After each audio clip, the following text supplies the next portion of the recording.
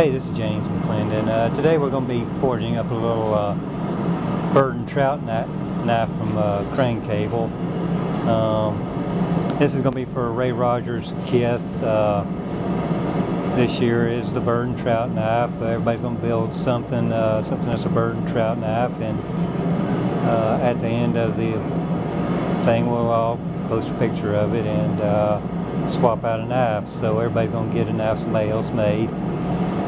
As my one, we'll use Crane Cable. This build's probably only use about this much cable, through 4 or 5 inches, but holding that together can be a challenge, so you start with a longer piece anyway. We're going to put it in a forge, and I'm going to square up the end.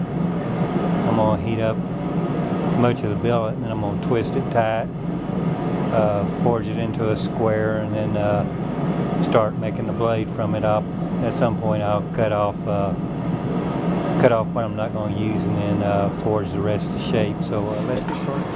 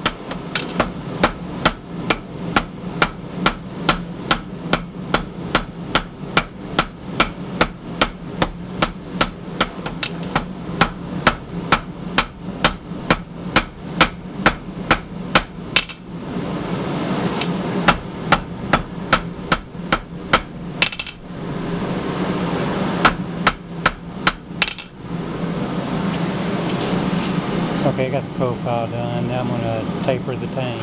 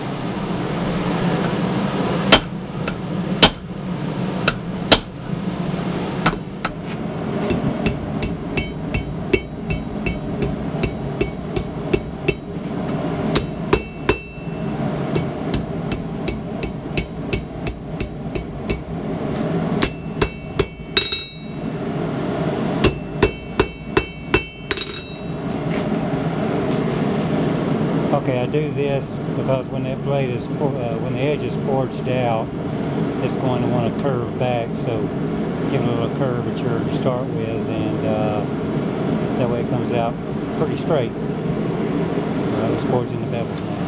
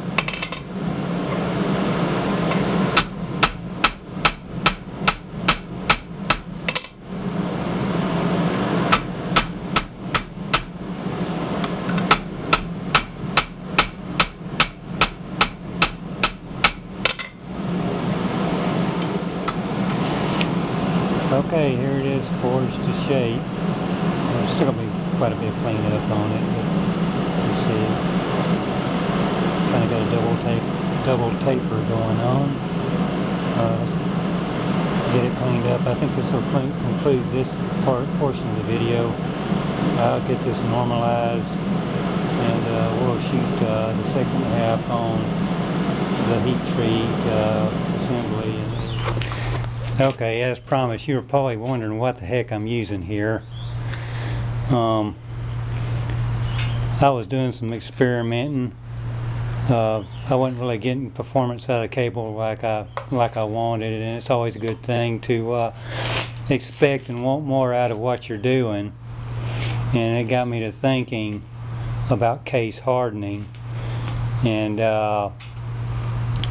what would happen if you was to case harden the wire, because as I understand it, what happens when the wire welds up is it decarburizes, so you lose a tiny shell around the strands of the cable to decarburization. And so that got me to thinking, well, how could I counteract that and maybe see some improvement, because any any decarburization you keep from happening is going to, of course, improve the blade's performance. So I concocted coming up with taking, of course, you know, these 20 multi borax. If you forge welded, you use this stuff here, and as you know, it's snow white. And I started grinding this old lump charcoal. You can get this at the grocery store. This isn't Kingsford. This is a lump charcoal. And I'd take an old farrier's rasp, and I'd just grind it in there, and I come up with a ratio of 3 parts borax to 1 part charcoal. And in my test, that netted me about 20% increase in edge holding, which is very significant. Of course, when you're welding cable, there's kind of a lot of different things that are going on. What temperature you're welding at. Generally, the higher the temperature you're welding, the worse the decarburization that occurs. And my forge gets pretty hot. So like I said, I've seen about a 20% increase in edge holding. If you were to use this on pattern welded material, folding the steel, I don't think you would see any appreciable gain in performance, just because the scale that's coming off is pretty much what you're putting in it, and it'll come off as fast as you're putting it in. But with cable, it gets carried down into the core and locked in, so it has no chance to scale off. I've also seen a little improvement in the way the blade etches out. So on this next video, we'll see how things work out. Get this knife built.